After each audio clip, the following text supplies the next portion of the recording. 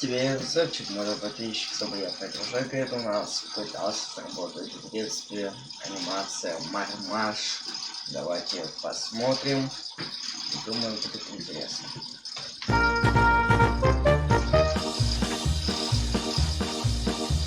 И здорово, дружочек. В совсем раннем возрасте я вдруг понял один, не самый приятный факт. Оказывается, почти все клевое стоит денег.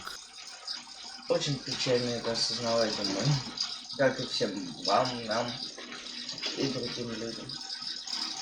Ага. Жвачки и шоколадки стоят денег, кассеты с боевиками стоят денег, картриджи для Сеги стоят что-то вообще капец этих денег.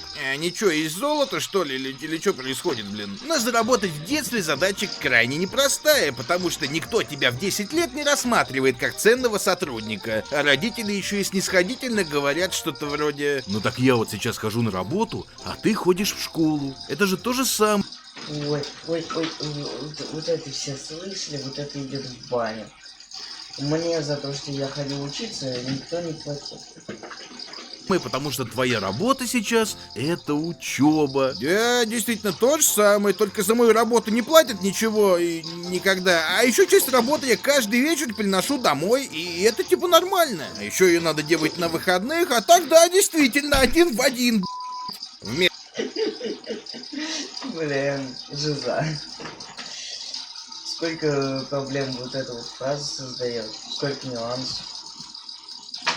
Вместо этого они предлагают лучше подумать, кем ты будешь работать в будущем. Но даже тут порой ты не дождешься помощи. Потому что я, например, ближе к выпускному в школе был уверен, что стану айтишником. Но меня напугали учителя в школе.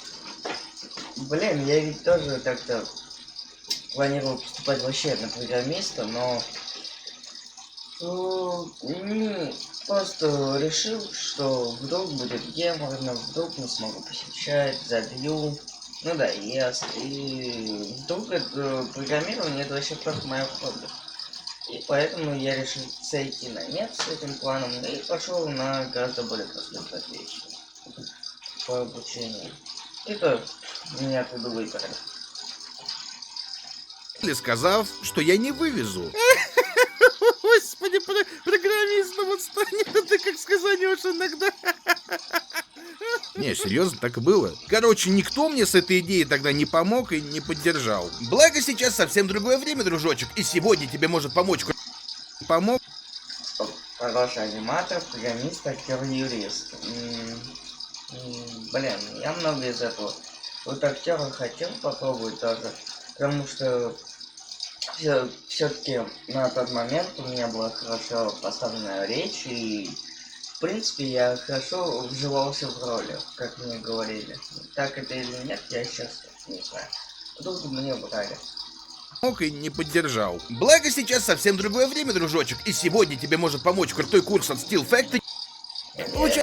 Хоть с работой. И на всех этапах Factory есть карьерный центр. И просишь, будет дополнительно взволнован. 5% курс, где были все-таки нужны хоть немножко-то. Прибежал очень взволнованный Артем и начал орать: «Там дед по 50 рублей всем, там дед, черви!» Чего, какие черви, что ты несешь? Оказалось, что дед со второго этажа собирался на рыбалку. Поэтому попросил Артема, а не могли бы мы ему накопать червей?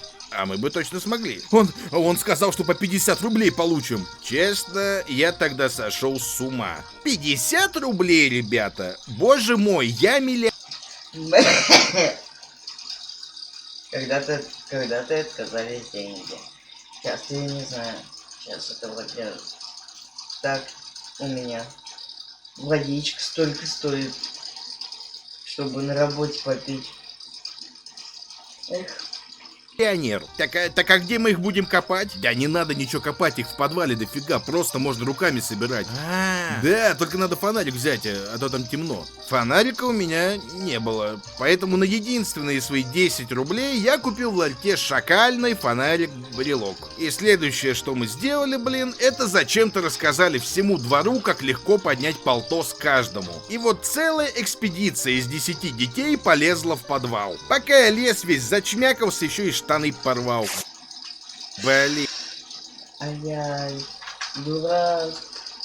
но надеюсь, это того стоит. И действительно, совсем скоро мы обнаружили целый червивый клад. И вот мы, как победители, с червями в ведре топаем на 2-й этаж. Здравствуйте, ребята, а чего? А, червяки! О, нормально же, жирные какие. Все, давай, как договаривались, вот. Че, все, что ли? Все, что ли? А че? Оказалось, что в устном договоре были совсем иные условия. Во-первых, не всем по 50 рублей, а всего 50 рублей. А во-вторых, от количества участников общая сумма оплаты никак не менялась. Поэтому мы получили свой полтос на 10.